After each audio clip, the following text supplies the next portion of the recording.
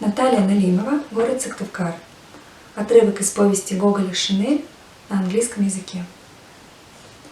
The young officials laughed at and made fun of him, so far as the official wit permitted, told in his presence various stories concocted about him and about his landlady, an old woman of 70, declared that she beat him, asked when the wedding was to be, and strewed bits of paper over his head, calling them snow. But Akaky Akakievich answered not a word, any more than if there had been no one there besides himself. It even had no effect upon his work. Amid all these annoyances, he never made a single mistake in a letter. But if the joking became wholly unbearable, as when they jogged his hand and prevented his attending to his work, he would exclaim, "Leave me alone!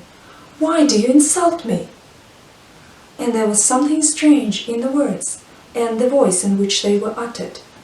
There was in it something which moved to pity, so much that one young man, a newcomer, who, taking pattern by the others, had permitted himself to make sport of Akaky, suddenly stopped short, as though all about him had undergone a transformation and presented itself in a different aspect.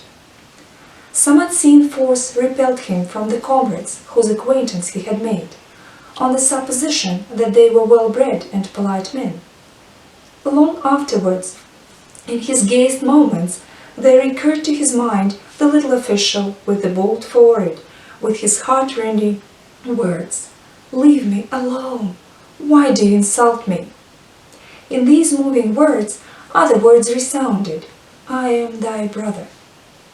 And the young man covered his face with his hand, and many a time afterwards, in the course of his life, shuddered at seeing how much inhumanity there is in man, how much savage coarseness is concealed beneath delicate, refined worldliness, and even, O God, in that man whom the world acknowledges as honorable and noble.